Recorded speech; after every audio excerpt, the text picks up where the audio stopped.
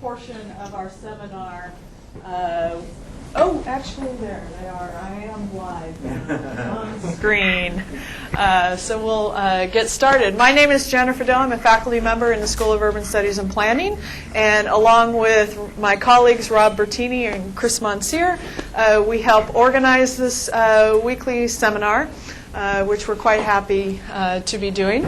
Those of you who are new to the seminar, just so you know, we do webcast the seminar, so people are watching us live on the web. Hopefully someone is.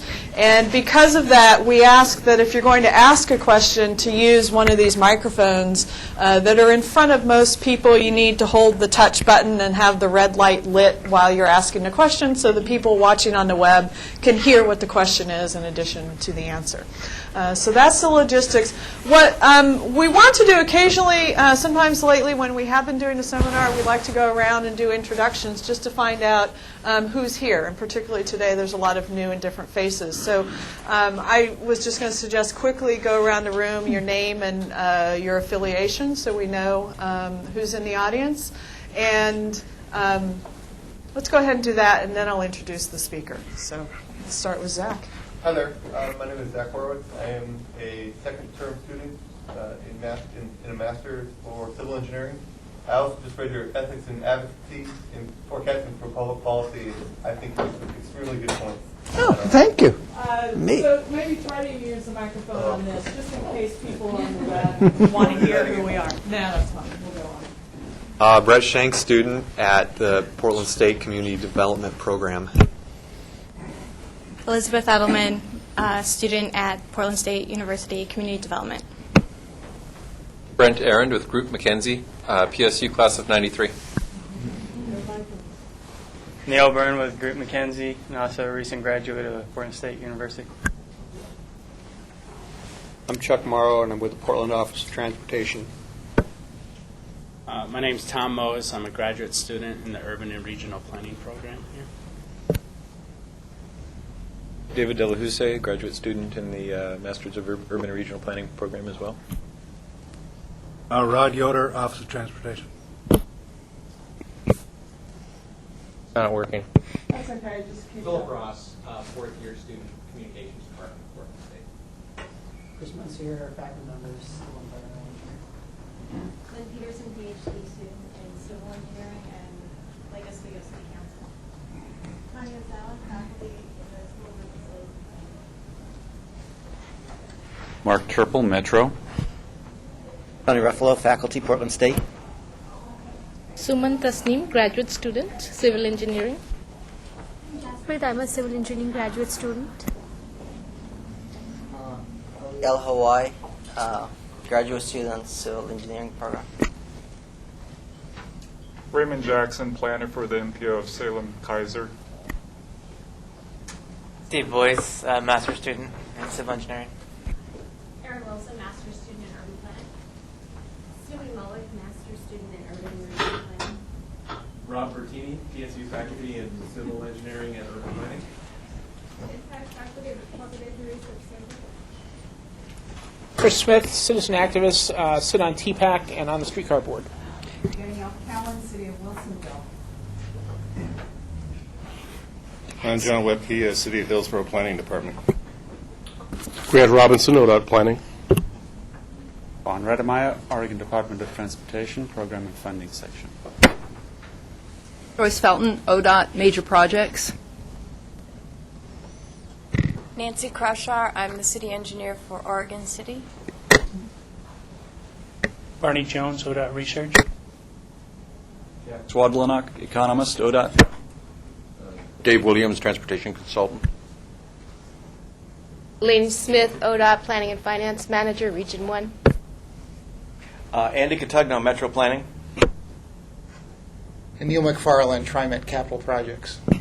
I'm John Hazlett. I'll be an urban planning student this fall. Casey Nolan. I'm a graduate student in urban and regional planning. Kathleen Kincaid, undergraduate student of environmental studies. Keith Schaefer, I'm a PSU student. Olivia Clark, government affairs for TriMet. John Sway, I'm a graduate student in urban and regional planning. Gail Curtis, I'm a transportation planner with ODOT. Lynn Bailey, for ODOT as a major projects planner, Region 1. Ann Becklin, TriMet Capital Projects. Roger Gutierrez, civil engineering undergrad, Portland State.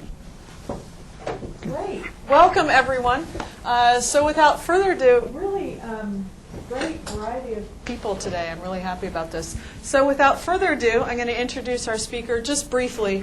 Otherwise, I'd be taking up too much time if I told you everything that he's been doing. This is Professor Marty Wachs, who is a professor in civil and environmental engineering and city and regional planning at UC Berkeley, and he also directs the Institute of Transportation Studies at Berkeley. And today he's going to be talking about a lot of the research that he's been doing recently on transportation finance. And in general, hold your questions till the end, unless it's a sort of a point of clarification if you don't understand something. Okay. Thank you very much. Can you hear me clearly in the back row? Great. I'm a little bit intimidated by all of this technology and by the fact that I'm looking at myself, looking back at me. That's something I'm not used to doing, and it's not a very pretty sight. The subject today is, I've given it a title, The Quiet Revolution in Transportation Finance, and the reason I chose the title, I guess, is sort of obvious, but I'll say it anyway. I believe that the nature of transportation finance, the way we pay for roads, especially large major arterial roads and state highways and so forth, is changing right now very fundamentally and on a very large scale all over the United States. Yet, while I think it's happening on a very large scale and all over the United States, it's happening gradually and quietly, without much public notice, without broad discussion. We're making incremental changes at the margins, and they're accumulating into a major shift, and we're not sort of announcing to the public that we're engaging in a major shift, and most people are not noticing it. And it sort of suggests the question whether this direction of change that I believe is underway is desirable or not. And obviously, when a professor says, raises a question, usually the answer is, no, it's not desirable. We really ought to be going in a different way. And that is what I believe. And I'm going to speak mostly on the basis of experience that I've had in California over the last 4 or 5 years researching this question, where the change, I think, is exceptionally dramatic. But it is a national phenomenon. And at the end, I'm going to compare the direction that we're going in California with the direction that Oregon is pursuing, which is actually quite different, and I think superior in a number of ways. So let me start by making some statements about the way we finance local streets and highways in the United States, and then move on to the more major or intercity facilities. And for those of you who've taken courses in transportation economics or finance, this probably is a repeat or a review. For those of you who have not, it may be new and I hope somewhat interesting. We finance our local neighborhood streets, county local roads and so forth, by property taxes that are levied on residential and commercial land. And I would argue that to a great extent that's logical and that we ought to be financing them that way. And the reason for that is that many benefits come to us from access to property that is provided by the connection of that property to other locations through the roads that are provided.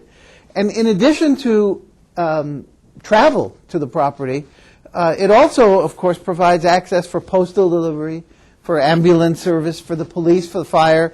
And in addition to that, we typically bury water and sewer pipes under the public right-of-way, and we string telephone wires and television cable services along those local streets. So in many ways, our property, places that we live, places that we work, benefit from the access that are provided through the public street, and therefore the value of that property is directly impacted by that accessibility, and therefore it's appropriate that some of that value be recouped. And while we do it in an imperfect way, the rates of property taxation are not always explicitly based upon that accessibility. It makes sense that local streets, county roads should be paid for through the assessments on the local property that benefits from that accessibility.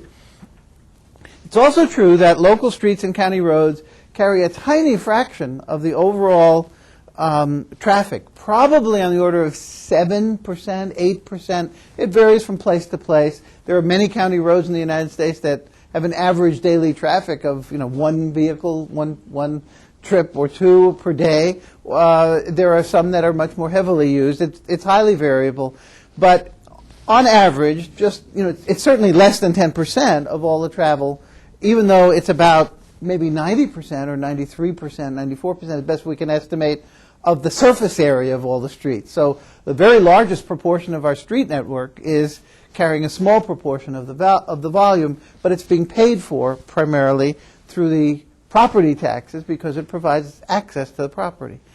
Back in the period of, say, 1915 through 1925, when the automobile was becoming the dominant mode of transportation, when automobile ownership in the United States went from one vehicle per 35 or 40 people around 1909 or 10 up to one vehicle per 3 people around 1930. That's the period of most rapid motorization, a process that many Asian countries are going through now. Places like India and China are now experiencing the rapid adoption of the automobile. We in the United States experienced that in the 19-teens. What happened in Oregon, in California, and in many other states during that time period was that there was suddenly a demand for intercity travel to connect towns to one another, rural areas to urban areas, to so-called get the farmer out of the mud was the phrase, to connect them to the urban areas, which were their markets. And because there was no other mechanism for financing the roads, they were generally being paid for at the time out of general revenues of the states. And the states were experiencing this enormous growth in the demand for roads. And in California, I know, because I've researched it, in the period right around 1920, 45 to 50% of the state budget was being spent on roads. And congestion was getting worse rather than better because they couldn't keep up with the growth in the use of the automobile. And so the money was, what they were doing was they were borrowing against future general revenues and paying to operate and maintain the existing roads, paying to build new roads out of those kinds of fees, which led to a shift in innovation, which was invented in Oregon, and I presume that transportation students from this state know that history, that the motor fuel tax, the gas tax, was invented in this state and then imitated in virtually in every other state and at the federal level over the 30 or 40 years that followed. But in 1918, Oregon became the first state to say, well, we're going to pay for roads, in this major roads, intercity roads, in a slightly different way. We're going to charge the user and not charge it against general revenues. And there's a big debate in the field of public finance as to whether or not a user fee should be linked to the service that it's providing. People in public finance would argue, many people would argue, that it's perfectly reasonable to charge a user fee, to charge a tax on motor fuels or a toll, but it could go into the general revenue and be used for health care or education as well. It didn't quite evolve that way. Interestingly, if you go back to that time period and you start reading the transcripts of the state legislative sessions in many states, what we find is that the intent at the time was to charge the user directly at the time and place of use, and the best way to do that was through a toll. You drive down the road, you pay for that road at the time and place that you use it. However, there were many rural roads that had very light traffic volumes, and the only way you could charge a toll in that era, 1920, 1918, whatever, was to have a toll taker at a booth somewhere. And it emerged that about 20-25%, depending on the location, depending on the state, of the revenue that would be collected through a system of manual tolls would go to the cost of toll collection. And in rural areas with even lighter traffic volume, it could be an even higher cost. So the legislature in Oregon first, and then quickly in a number of other states, said, well, we would prefer to charge a toll. They actually enumerated it that way. But it's not practical because of the costs and the administrative burdens and the complexity and the fact that we have to build some roads that will have light traffic volumes but high collection costs.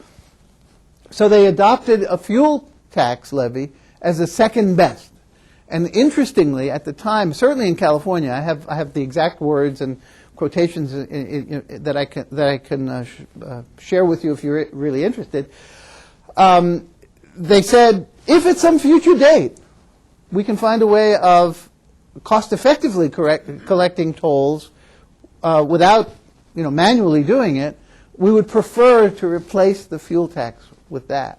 So they clearly acknowledged, even in 1920, that the fuel tax was good, but second best. The fuel tax does charge roughly in proportion to the use of the system, but it doesn't charge at the time and place of the use of the system very precisely. So we adopted the fuel tax. We also began to adopt other kinds of vehicle registration fees and fixed costs for vehicle ownership to contribute also to the construction and upkeep of the transportation system. In the early decades, it's very important to take note of this, actually. Motor fuel taxes were enormously popular. They were supported by everyone, as far as we could tell, from bicycle organizations who wanted paved roads for their benefit and were delighted with the notion that motor fuel taxes would pay for them, to truckers who felt that the benefit of having good roads was certainly worth the cost of paying the tax, which at the beginning was a penny or two a gallon. The automobile clubs supported it, and so on. The taxpayers' organizations thought it was appropriate that the users of the highways should pay for it rather than the general revenue. So they were very, very popular, and they had been adopted in every state in the United States as the principal mechanism for transportation finance by 1940. And federal motor fuel taxes were added in the 30s, at first as a deficit reduction strategy during the Depression, but later earmarked, we would say. In America we use the term earmarked. In Europe they use the word hypothecated. Later hypothecated or earmarked to transportation purposes. And of course, it's probably well known that the federal government dramatically increased motor fuel taxes in the 1950s in order to construct an interstate system, which is now virtually complete or essentially complete, and which was first proposed in the 1920s, but was never built until the 1950s because we didn't have the money, and it was the financing mechanism of the federal fuel tax and the federal government paying 90% of the cost back to the states that chose to build the roads that induced the states to build the interstate system. So the fuel tax has been very, very important. In the United States, at least, the user fee concept became associated with trust funds, and we put the money into a locked box, according to Al Gore, or into a separate pocket, or into a fund that was because the notion was there was a compact that if you were the user and you paid for it, you deserved to have the benefit, and it's separate from other taxes. It's not like the income taxes that go into a general fund. It's put in a separate fund, and that the money shouldn't be diverted. We shouldn't take money out of the highway trust fund and spend it on hospitals. Hospitals are very worthy, very important. Education is very important. Prisons are a growth area for public expenditure. We need funds for those, but we made a deal. The users are paying for the highways, and therefore we can't divert the money. In many states, California had Article 19 in the state constitution provides for protection from such diversion. However, over the years we've developed what you could call an elastic definition of user fee, being allowed to be spent on things that could be considered by some to be a diversion. So, for example, the biggest example, the biggest diversion in the eyes of those who considered it a diversion was the support of public transit investments with highway tax monies. And at first, we did that very gingerly. At first, we said you can build something like a busway on a highway because it's a highway-related transit use, and therefore it's an appropriate use of the money. And then after some years of that kind of hesitancy, we said, no, the society benefits, people get mobility, highway users benefit from the reduction of congestion if others use public transit. So it's pretty well established that within the realm of appropriate expenditures of highway user fees is the subsidization of public transit, but there's still a reluctance to use those funds for other public purposes, and in many states and at the federal level, either statutory or in some cases even constitutional proscriptions against doing so. Now this pattern is not common worldwide.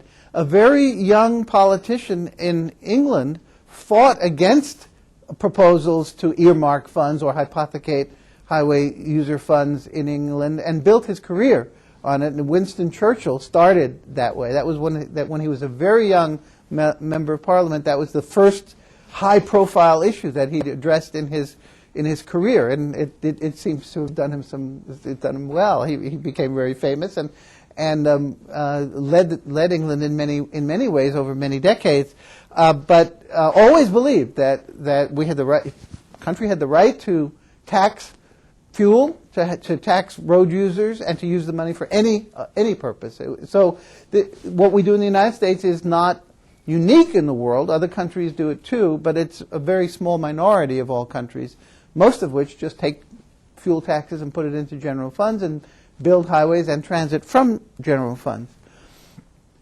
Now, there are problems growing with the motor fuel taxes.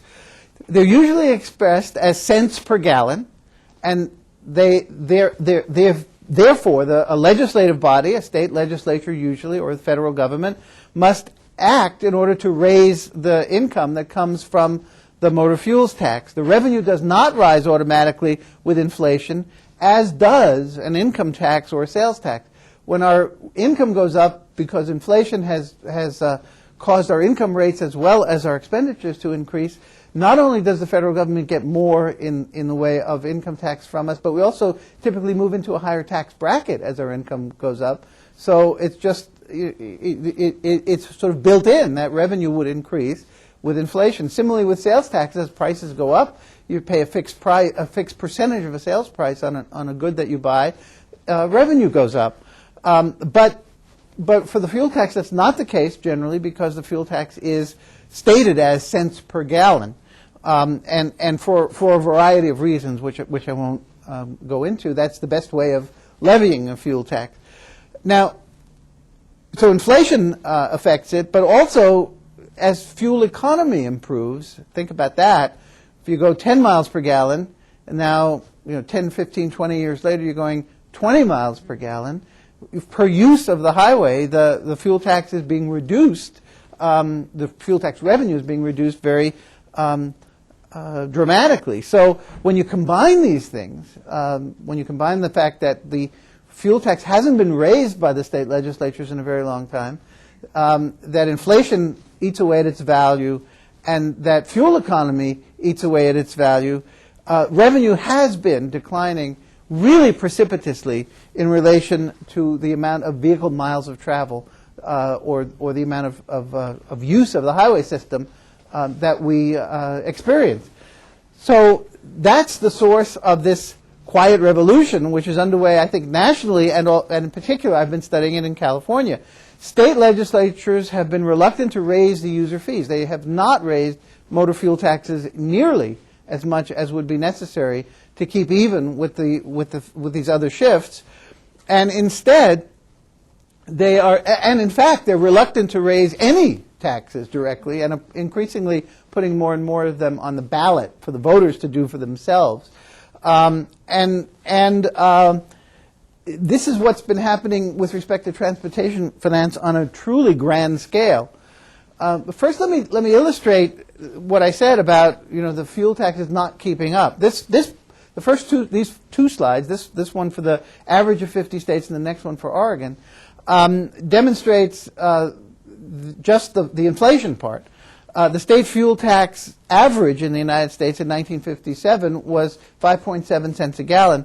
If that were adjusted to inflation through the year 2002, when I did these comparisons, that would have been 31 cents a gallon. The actual current fuel tax in that year, which I guess I should update it now, 2002 is already 4 years ago, the actual fuel tax was 20.3 cents per gallon, or 10.7 cents below what it would have had to have been just to be even with 1957.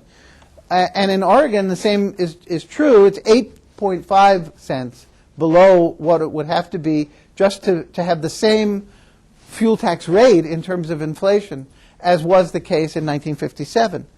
And while the tax revenue is falling behind, vehicle fuel economy is improving, inflation is reducing the value of the revenue, construction and maintenance costs have risen. The Engineering News Record road construction cost index is 815 in comparison with 100 in the year 1957. So the cost has risen more than 8 times, while the revenue has declined.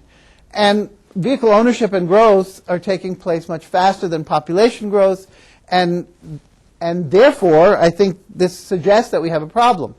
So here's the change in fuel economy from 13.5 miles per gallon in 1970 to 22 miles per gallon in the year 2000, which is a cumulative change of 63% improvement in fuel economy, and that's the overall fleet average that includes new cars and older cars that are on the road in those years, and not the the EPA ratings of the required in that year, and so of course the pace of improvement has slowed down as SUVs have taken a larger share of the market, but still over a 3-decade period, that's a substantial increase in fuel economy, and together it's having that it's compounding what I talked about. Meanwhile, population grows, and vehicle miles of travel actually grow faster than population. And so the cumulative effect is this is for California, which I've been studying most. The blue line at the bottom is the motor fuel tax, and notice that this says 0. In other words, the fuel tax is increasing, or it's decreasing. Its value is below the level that it would have to be at to stay constant with 1970 in this case, while vehicle miles of travel are growing faster than personal income and faster than population. Now, this demonstrates what happens when you add to the fuel tax. So this is a sum of what we call self-help taxes in California, and this is where the revolution, I would say, is occurring. This difference, which is enabling us to catch up a little bit, this gap in here, is all local, county-initiated sales taxes. And I'm going to go on and talk about those. So we have not raised the fuel tax, but we are turning away from user fees, which is why I call it a revolution. It's a fundamental change, since from 1918, 20, 22, depending on the state, we have relied most heavily upon user fees, and now instead we're raising local taxes to fill in where user fees are falling behind. And in California, despite that, we passed the point in February of 2003 where we had in the state highway account what was regarded at the time as a prudent cash reserve of $400 million. And we have, in July of 2003, passed the point where we had a zero balance in the state highway account. And in effect, are shifting the burden to the counties and so on through these sales taxes by virtue of the state not increasing its revenue stream in order to support transportation in the way that it had traditionally done. California may be an extreme case, but it's not unusual for this to be happening all over the country, and it's happening to a certain extent with the Federal Highway Trust Fund. So we did a survey of 50 states and found that since 1970, up until 1970, put it that way, not a single state allowed local jurisdictions to finance transportation. That is, you couldn't pass a county motor fuel tax or a county sales tax for transportation. The counties didn't have the authority. But starting in about 1970, states, one at a time, began to grant authority to local government to finance transportation improvements. And what we found when we did this survey about 2 to 3 years ago, that 15 states allow local, basically county, motor fuel taxes. 33 states allow local vehicle license and registration fees. I know the city of Chicago has had that for a reasonably long time. You live in Chicago, you pay for a separate license in addition to the state license. 33 states allow these so-called local option sales taxes, which is what's the big thing in California, a half-cent sales tax, a 1-cent sales tax on all sales, but the proceeds earmarked to transportation improvement. And 15 states allow local income and payroll taxes. A few other kinds of taxes have been enabled in this time period to pay for transportation, some of which seem quite logical, like a severance tax on timber or on ore that's mined in the state, recognizing that that's logically going to be moved over a highway to some extent. And so some states have that, and Minnesota is one of the ones that do that. Various impact fees, real estate transfer taxes, mortgage recording taxes, and so on, but those are very rare. The most common are these sales taxes that we'll talk about. And this change is happening rather quickly. In the year 2002, there were 44 transportation finance ballot measures on ballots across the United States. 32 were regional or local in nature. Only 9 were statewide. 20 were sales tax measures. 5 were property taxes. 1 was a gasoline tax, becoming increasingly unpopular. 9 were bond issues that would borrow money for the long haul to be repaid by various forms of taxation. I've been trying to update this. In the year 2003, there were 43 measures. So it's a relatively steady process now. And by the way, not the majority of these, they don't necessarily pass. A small majority passed. 23 to 20, I think it was 23 of these passed, and the others were defeated. So the fact that they were on a ballot doesn't mean that they were enacted.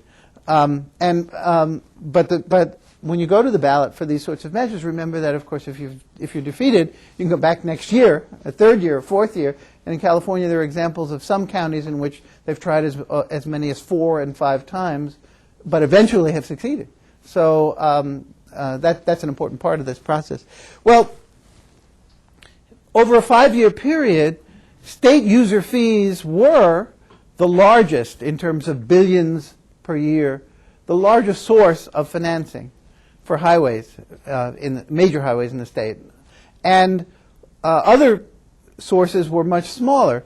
But look at the rates of growth. You see that the state highway user fees are declining, and other approaches, most of which are not user fees, are growing at much more rapid rates. And what's growing the most is borrowing, which is where they started back in 1915, as I mentioned before, to build these roads against future revenue.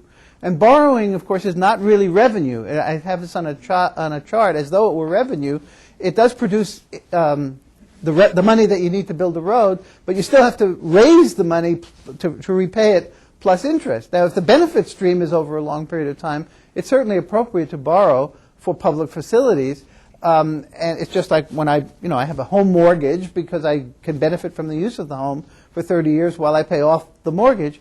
But of course, it means that we have to pay for the interest as well as for the principal. And borrowing is increasing very rapidly in relation to state user fees. Some of you may argue that that's appropriate. I don't want to talk you out of it, but it is certainly a change. Now, we focused our research for quite a long time, last 3 or 4 or 5 years, on local option sales taxes, which are rampant in California, but which also exist in many other parts of the United States, and in some cases have failed, but have been attempted in other parts of the United States. So quite recently there was an election in Northern Virginia, in the suburbs outside of Washington, and it was a very, very bitterly fought campaign, and it was in the end defeated. But this is happening in all parts of the United States. So we did the national survey that I've already referred to, and we've done detailed studies of 18 counties in California that have 80% of its population. Right now, we're up to 23 counties in California out of 58, but they have 85% of the county's population that have sales taxes earmarked specifically for transportation support. As part of this research, we carefully read all the ballot measures and compared them and that sort of thing. We interviewed proponents of this approach, which is called SelfHelp, the counties helping themselves. They formed a coalition or an organization that they call the SelfHelp Counties Coalition. We interviewed proponents and opponents and the people who administer the taxes. We've done about 60 different interviews. We examined the histories of particular projects that were to be funded in this way, some of which were built, some of which have not been built. We studied the budgets and the costs and that sort of thing. And let me summarize some of the major features of these. They go before the voters.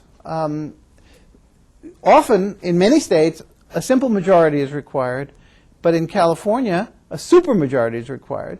That is, you need to have a 2/3 vote of the electorate to enact a local transportation tax, which is very demanding, and a lot of politicians felt that would itself form a barrier that would prevent these from being adopted. In fact, they've been so popular over the last 10 or 15 years that I'll show you some data, that many have mustered the 2/3 necessary.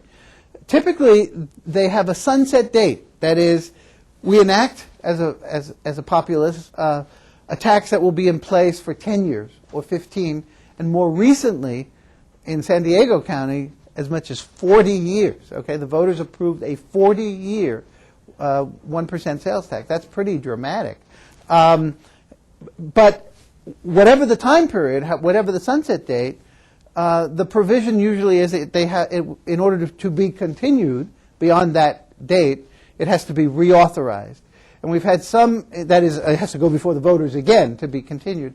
And we've had several counties in California that have approached, that have reached the sunset date. And all but one have chosen to go for reauthorization. One county said, we built our projects, we're going to, the tax is going to end, and that's the way it should be. We're not going to go back to the voters and ask for more money. So one county did that, we're largely rural county, Tulare County. But the others have gone back and have been generally successful in reauthorization. Alameda County, where I live, includes Oakland and Berkeley and so on, failed the first time it tried to get reauthorized, but it did so in advance of the termination of the existing tax by 3 years. So wisely, they said, well, if we fail, we have 2 more years to try. And then on the second try, they got a vote of 87% in favor.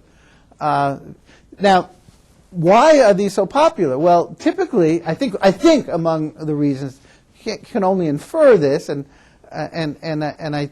but I think our inference is pretty strong. They have lists of projects, and they'll say, well, if you vote for this tax, we're going to widen this road, we're going to extend this bus service. One of my favorite ones that I love to beat up on is we're going to build a people mover from the Coliseum BART station to Oakland Airport, which as far as I can tell, even the proponents say it has a benefit-cost ratio of about 0.08. And it's not a highly justifiable project on economic grounds, but it seems politically popular. So the way that these get approved is coalitions are formed. I'll support your project, you support my project. Let's get a list together.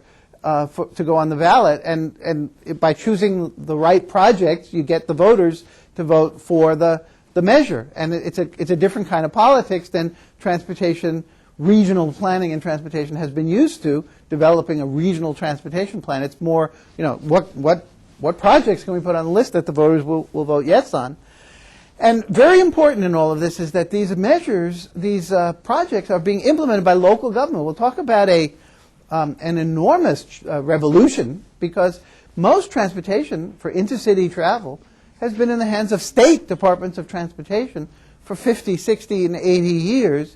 But now their funding base is not growing, and the local government's funding base is growing, and most of these measures are empowering counties to build projects, including in some cases freeways and transit routes that previously would not have been in the purview of local governments. But that seems to be in part what's making them popular. In other words, there's an enormous distrust of the state and the federal government, and local voters seem to want to build this capacity at the local level.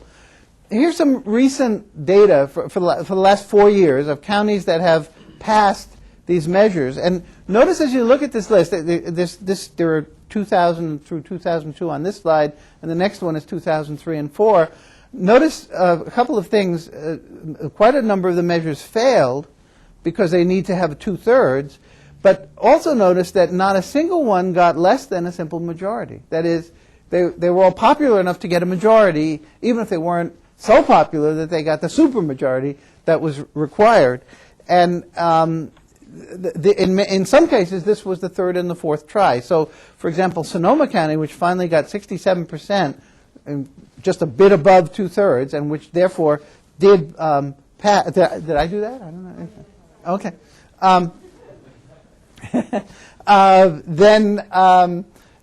Sonoma County, it was the fourth attempt. Okay, it had failed to get the necessary 2/3 6 years before.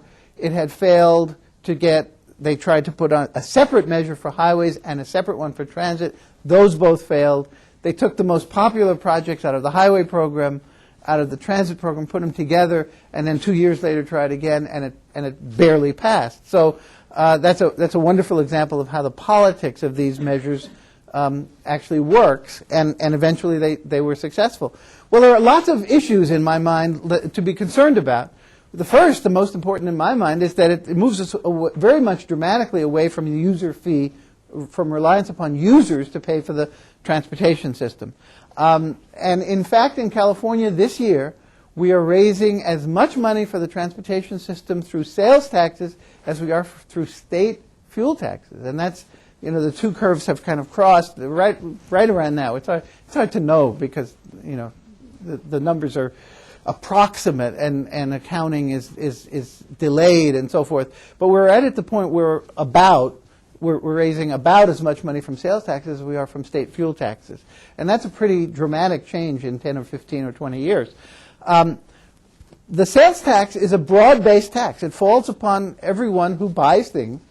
And the fuel tax is a narrow-based tax. It falls only upon the driver who purchases fuel. The sales tax and the fuel tax are both regressive if you measure the proportion of a person's income that they spend on either of those taxes. As income goes up, the proportion goes down.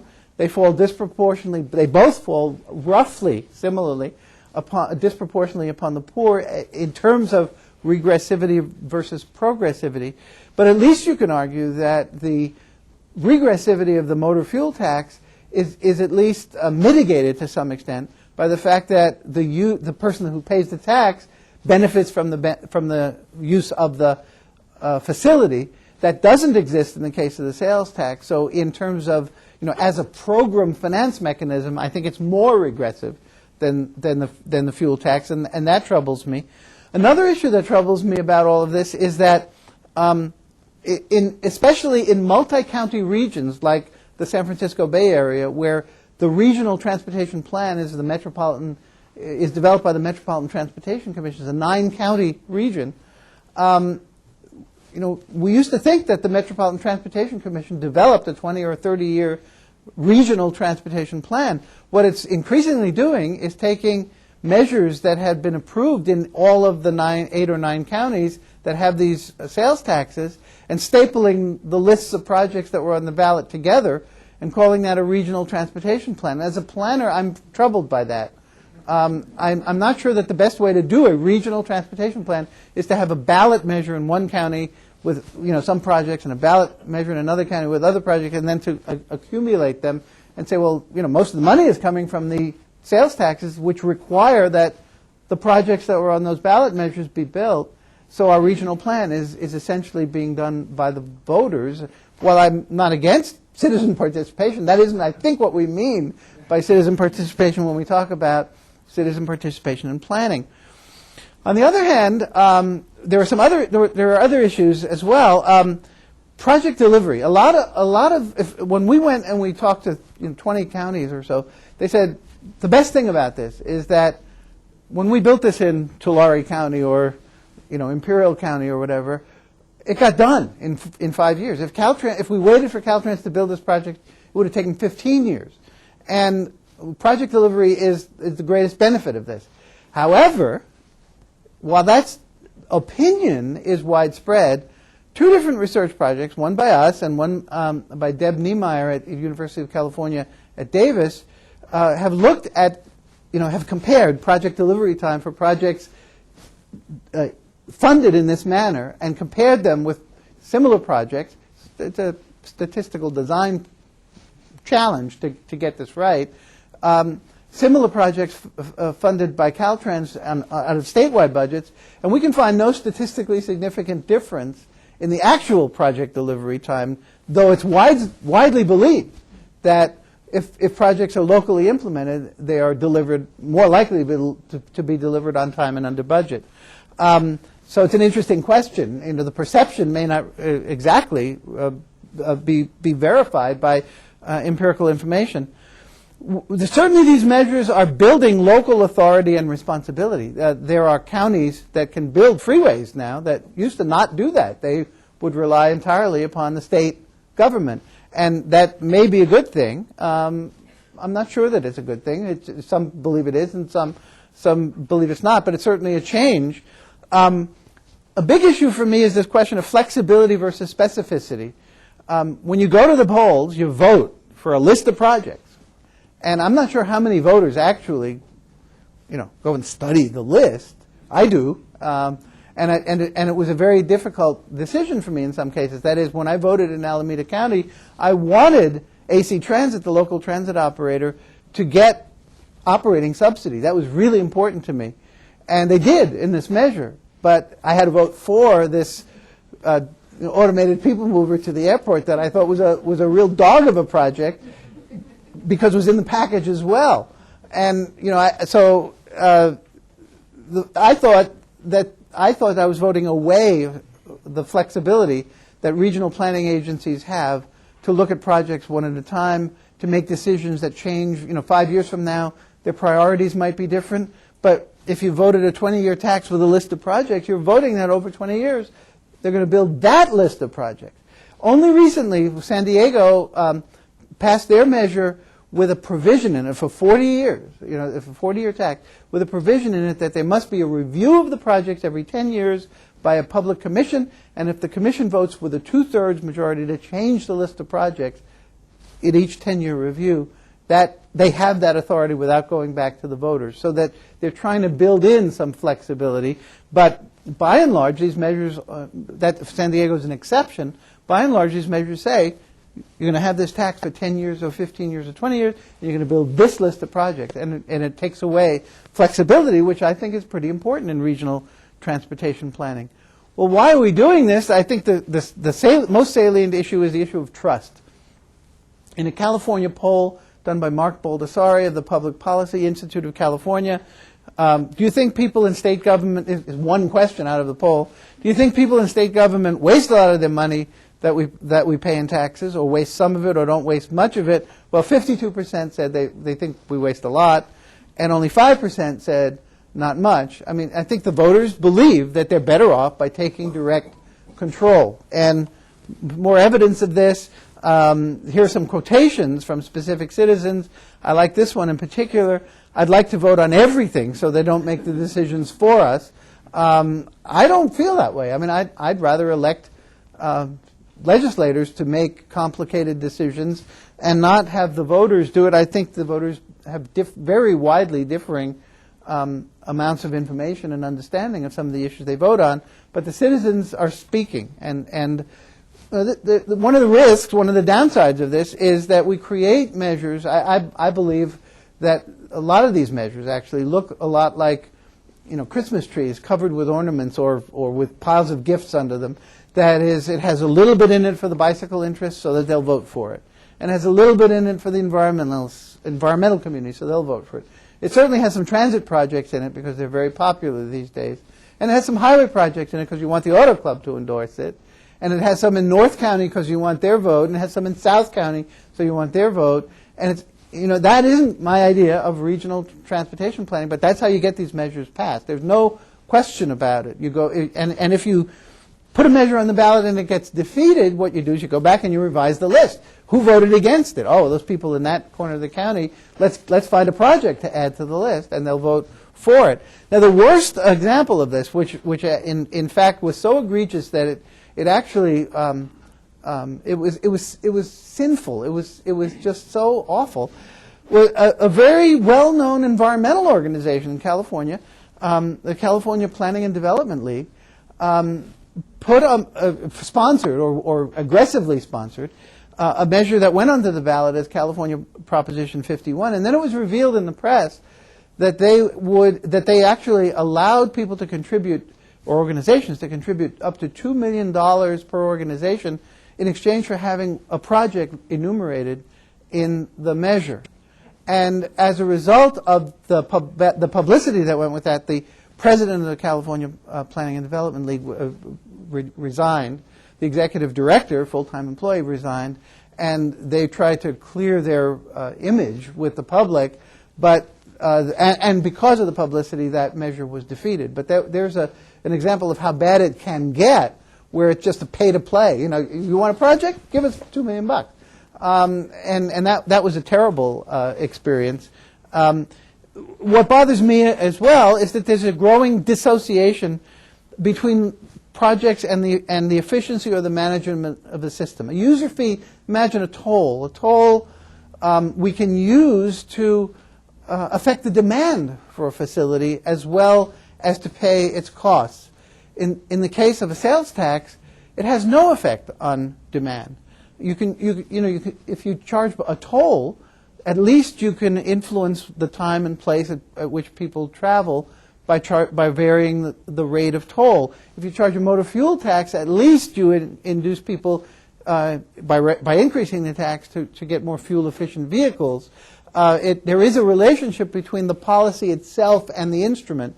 When you use a sales tax to build transportation projects, it increases the dissociation between the source of revenue and the program that you're trying to manage, and that troubles me.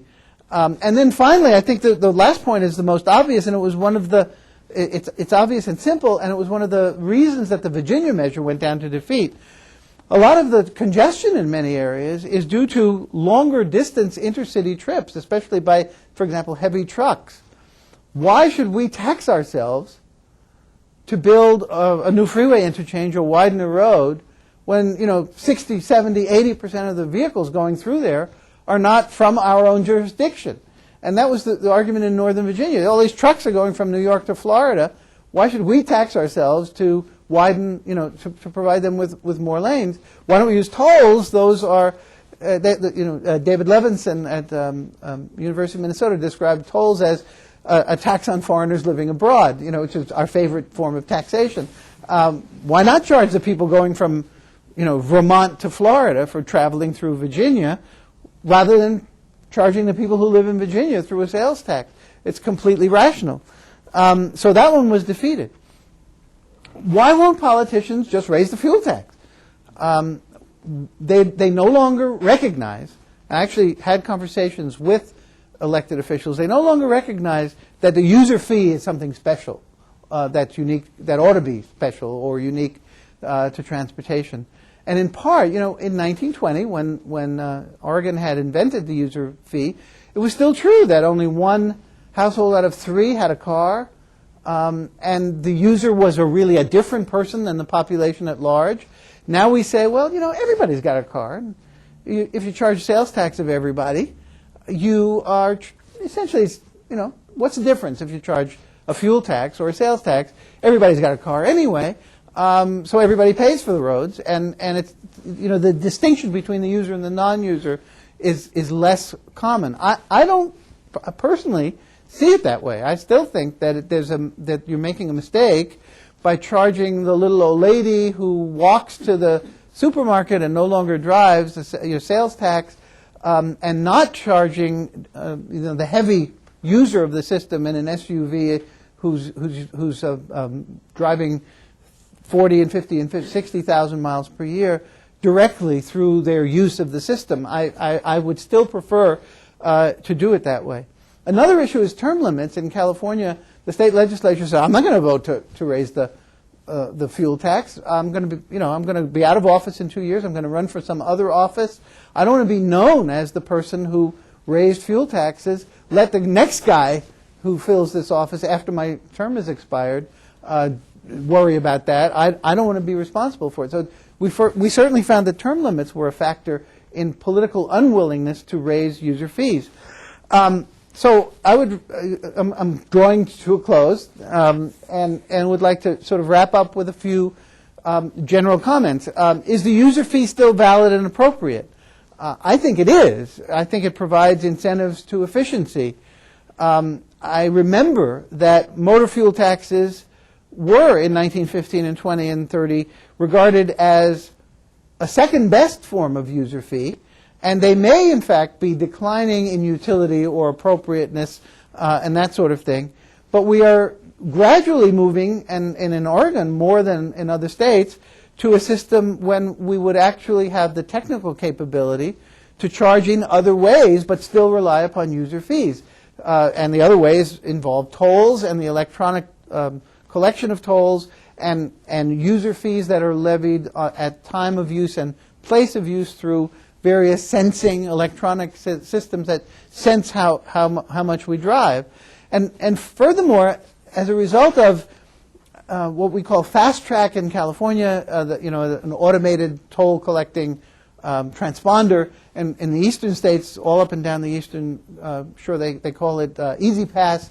As a result of people experiencing the payment of tolls through that mechanism, there's actually a change in public attitudes toward tolls, and people are much more accepting of the use of tolls. Now, realistically, there's still a long way to go.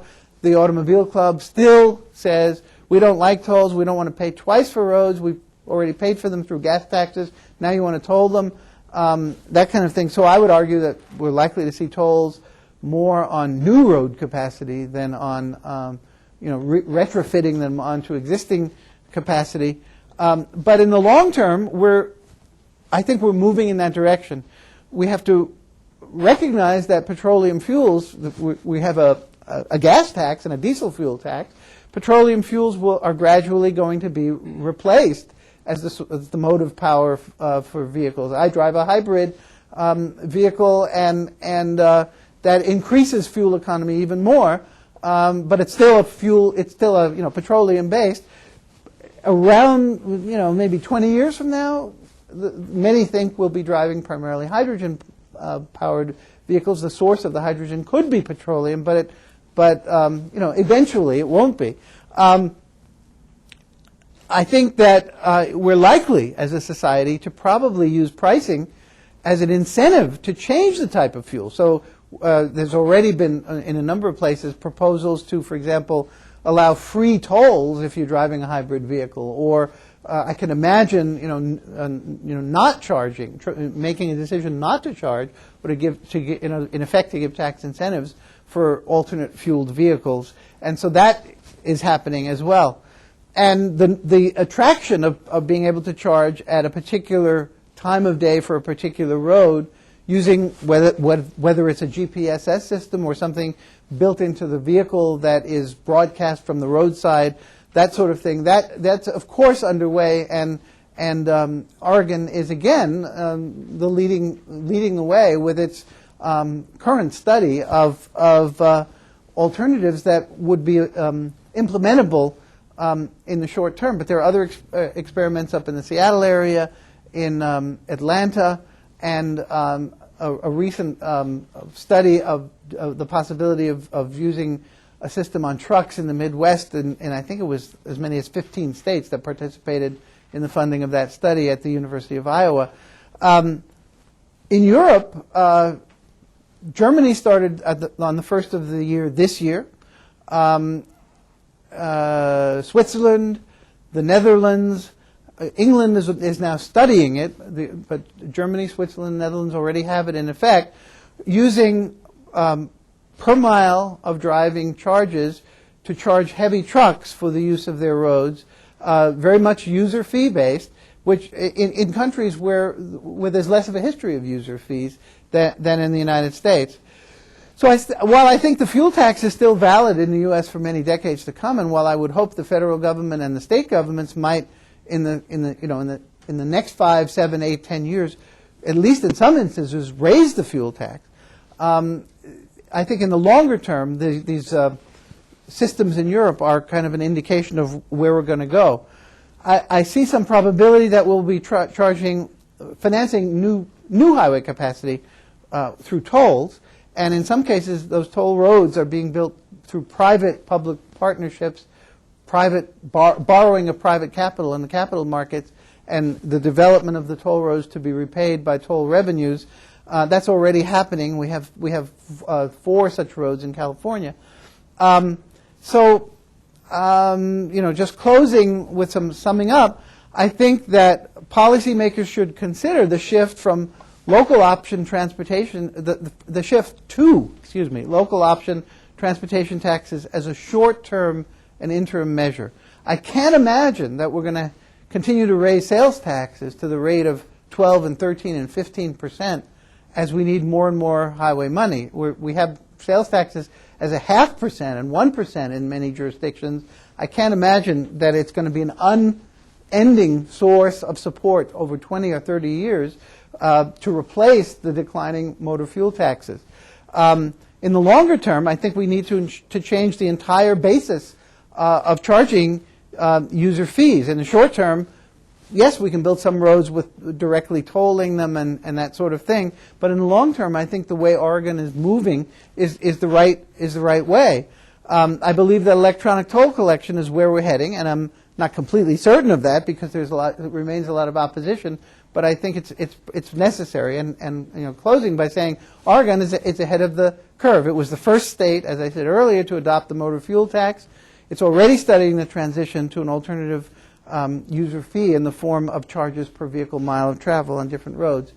And I'll stop at that point and invite your comments, questions, and responses and suggestions and so on. Thank you. And I'll remind people to use the microphone if you have one nearby. Yes. And so it seems to me that this is perhaps symptomatic of an increase in direct democracy overall. And as a citizen activist very interested in civic engagement, I think direct democracy is the worst of all forms of civic engagement because you get soundbite campaigns instead of thoughtful engagement. How much of so we've seen sort of the take responsibility side of direct democracy through the sales tax increases. How much of the diminishment of the fuel tax is because of taxes that were passed by legislatures being referred by the voters and then killed sort of on the other side of direct democracy? Actually, rather a small proportion of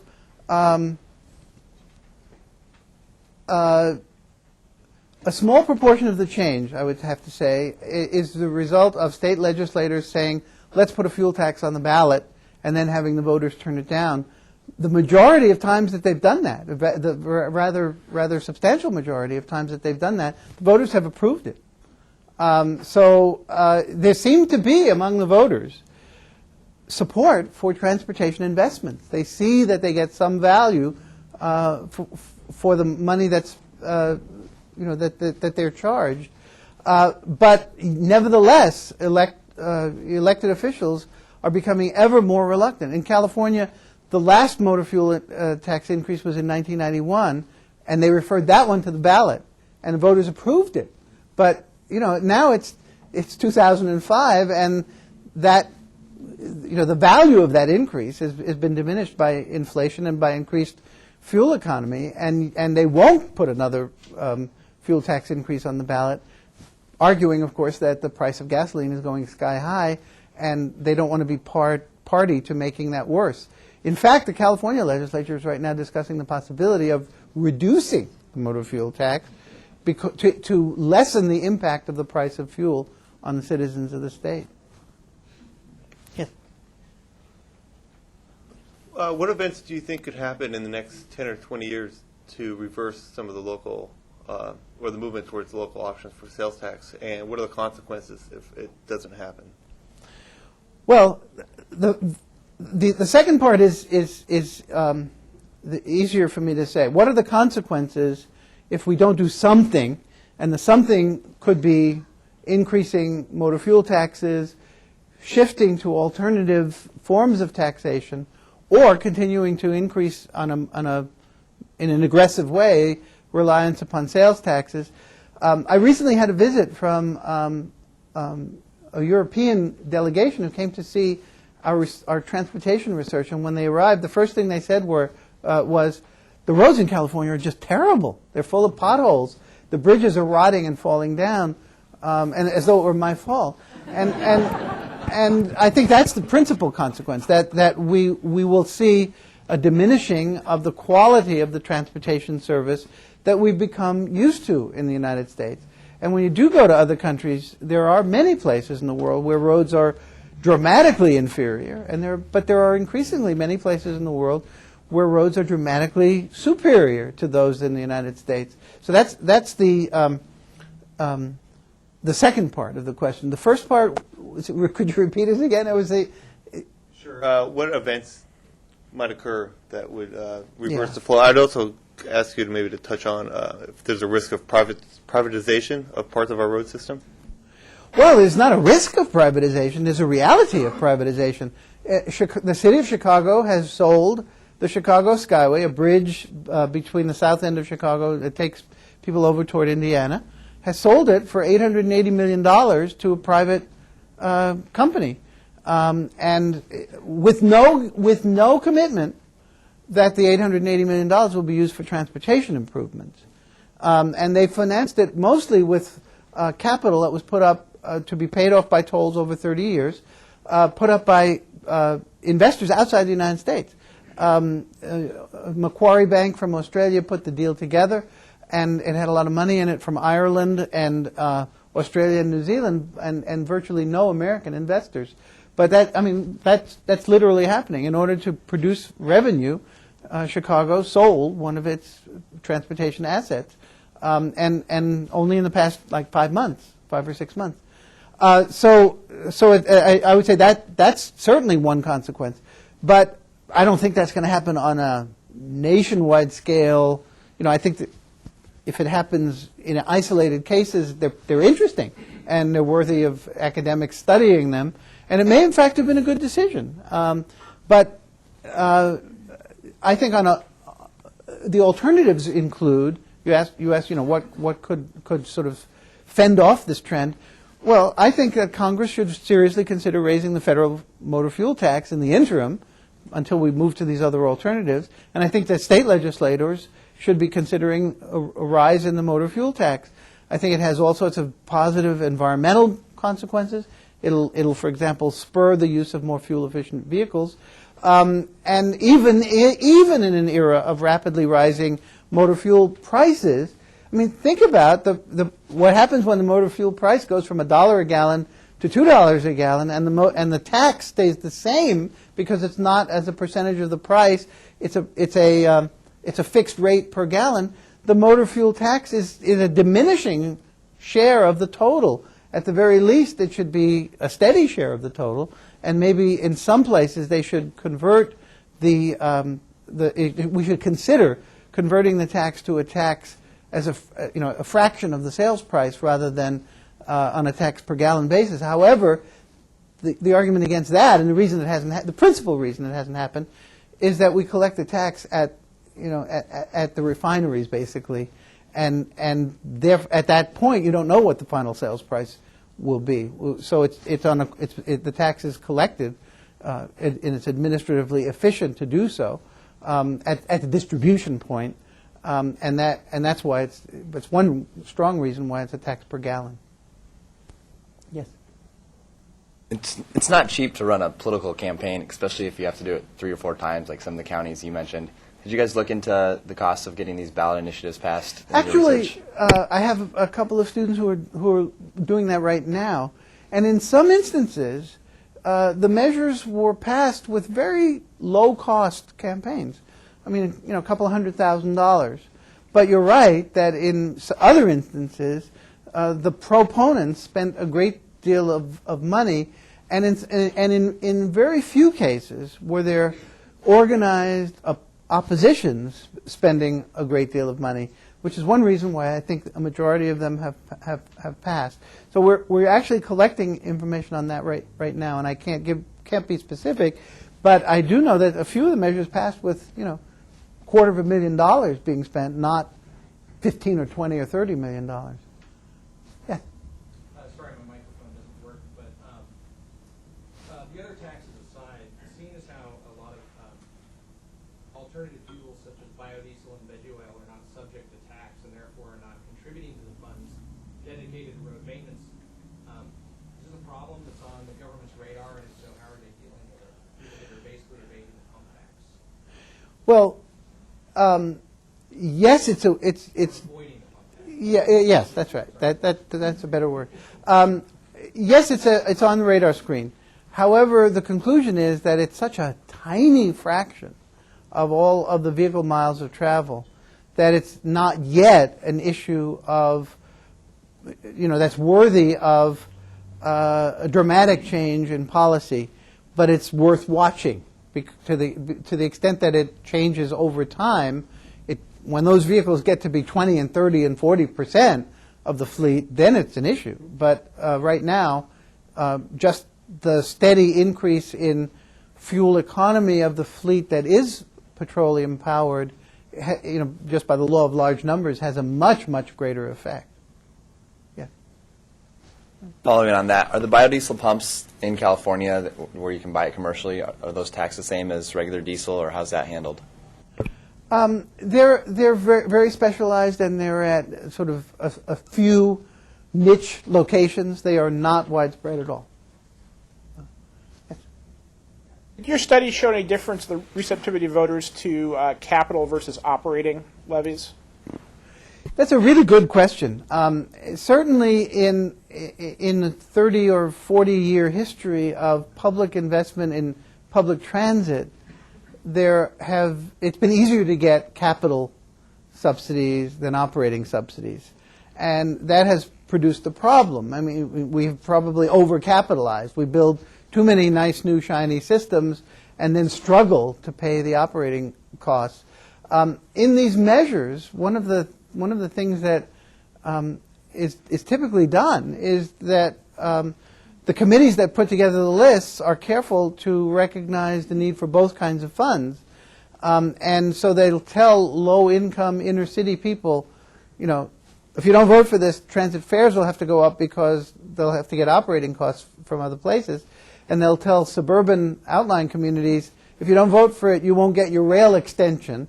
And so they have blended operating and capital funds.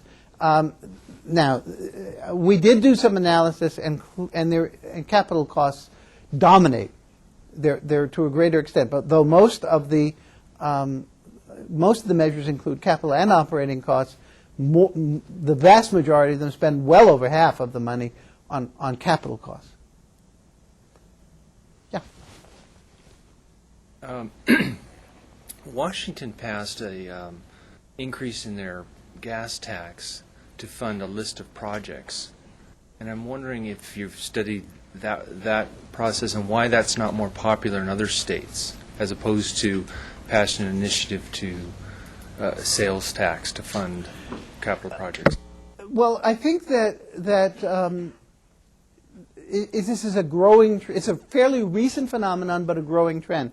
So in the San Francisco Bay Area, we recently passed, quote, Regional Measure 2, which increases the toll on the Bay Bridge and funds a list of projects that include transit projects and rehabilitation of older facilities and a few new capital expansions.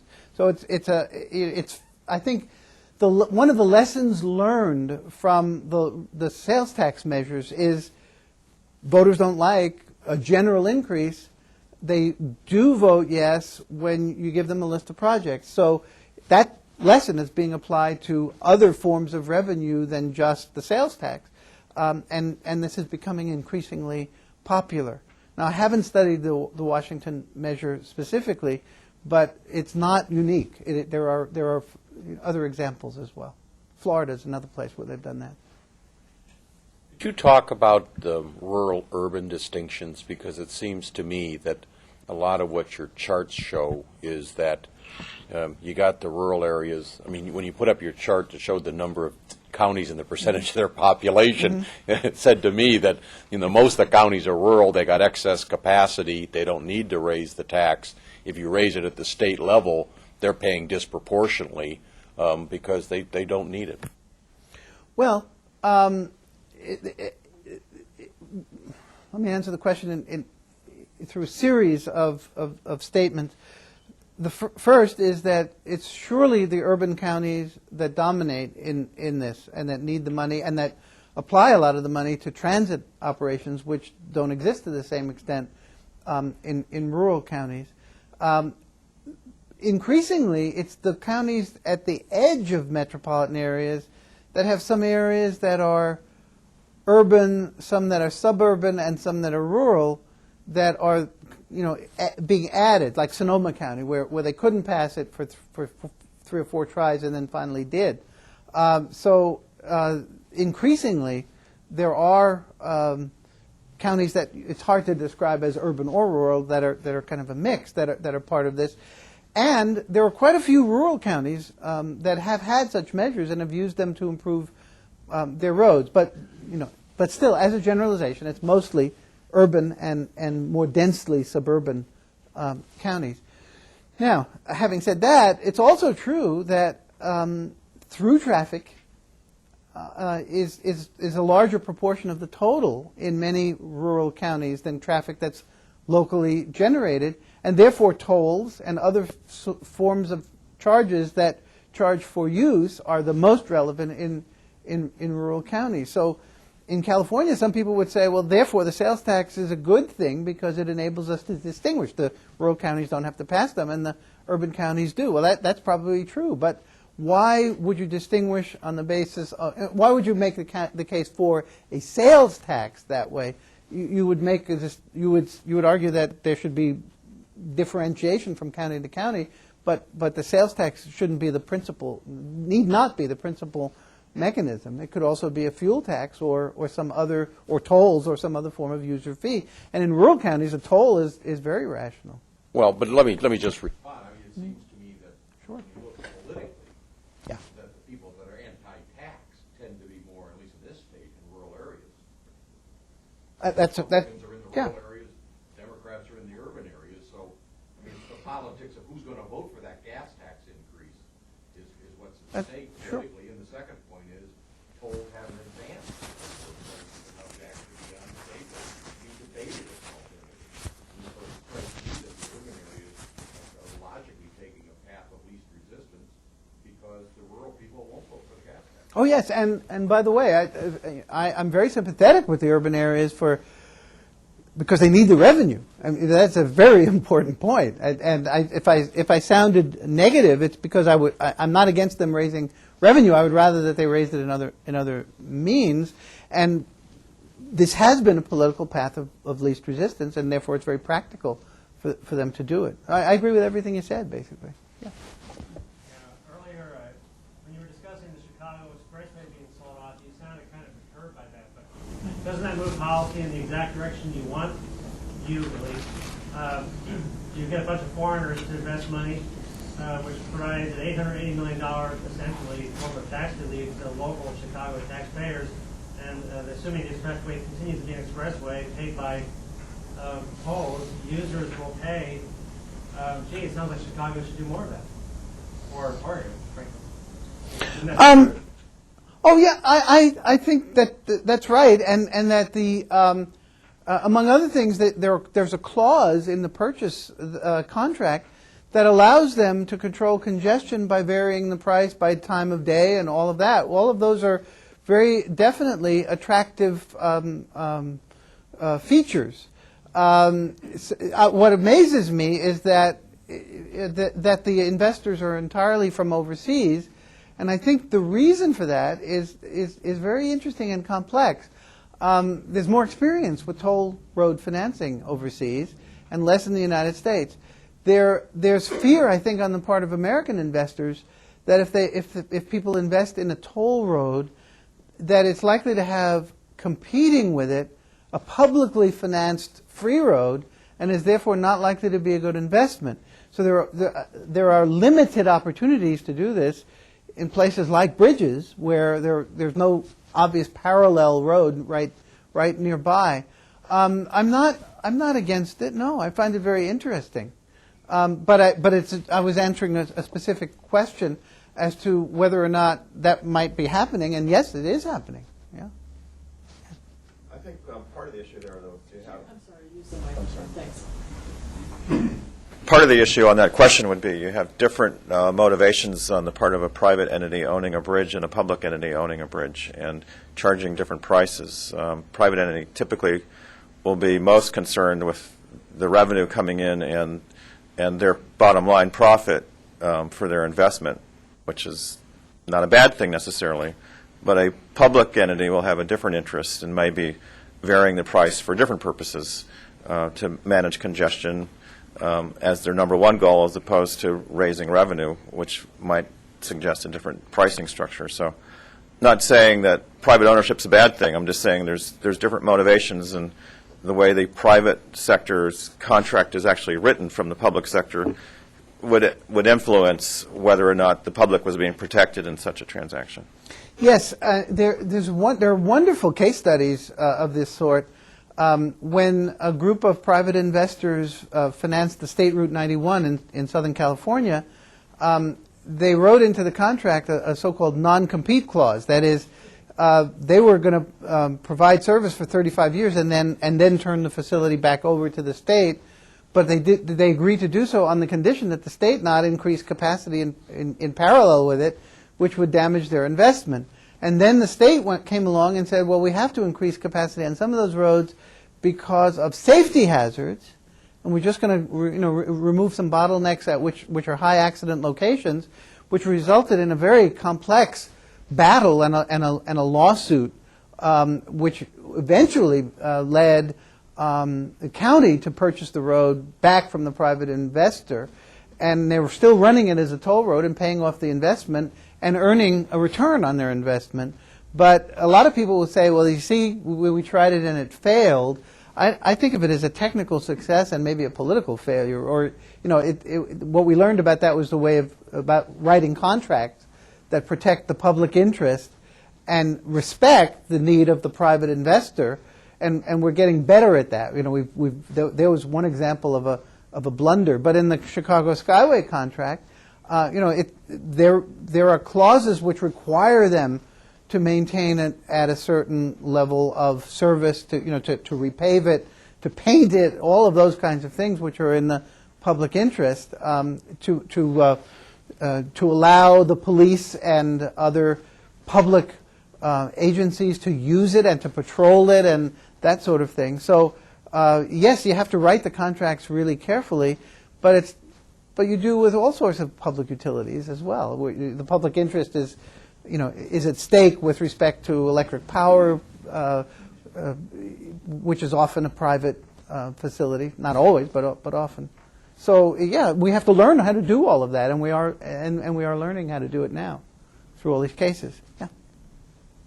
Do you know if any states are looking, while they're doing the electronic toll system test, do you know if they're looking at doing like a weight mile tax, so heavier vehicles will be charged more because they damage the roads more? Well, we have an expert in the last row. Maybe, do you know if there are other states looking to go toward a weight distance tax? Although I know that several states that have it have been challenged by the Yeah, it's actually going the other way. Yeah. What we're seeing is that fewer states are maintaining their weight mile taxes. I think about 3 or 4 states have gone away from weight mile taxes over the last 8 to 10 years. Oregon's still the leader in terms of the most sophisticated weight mile tax, but it's also under attack from the American Trucking Association. Yes.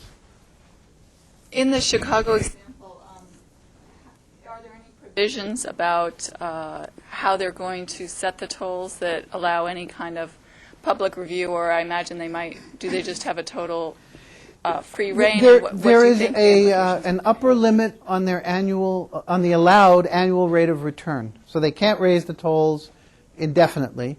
That's one thing. And second thing is that they have agreed not to raise the tolls more rapidly than would be indicated by the Consumer Price Index. So there are two terms. One is that I think the limit on the rate of return, I may be confusing one project with another, but it's something on the order of 17.5%, something like that. And second, they cannot raise the tolls beyond what would be indicated by the Consumer Price Index. Yeah. Can you talk about lessons we can learn from Europe in terms of transportation finance? Well, it's interesting when I asked that question, immediately one thing jumped into my mind, and I'm not sure that it's of interest or relevant to all of you, but did you ever notice when traveling through Europe that the roads seem to be in better condition, that there are fewer potholes and so forth? The way they contract for road construction and repair is more typically they'll build a road to a higher standard and require the contractor to warranty its performance over a certain number of years. We tend to build to a lower standard, don't require that of the contractors, and envision that we will rebuild or repave with greater frequency. And I think that recent work from, well, it's not so recent anymore, but I'm getting older, work from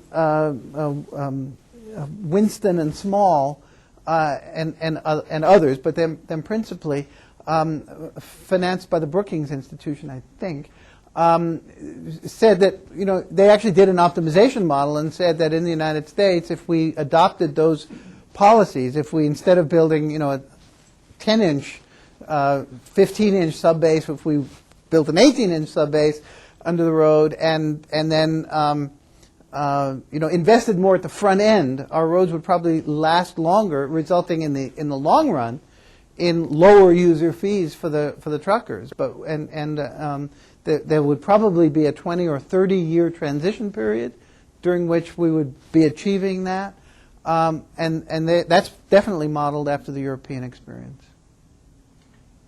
And I think with that, I'm going to have to call it a close. But before we thank our speaker, a couple things. There are copies. They arrived a little late. There are copies of the presentation in the back that you're welcome to pick up.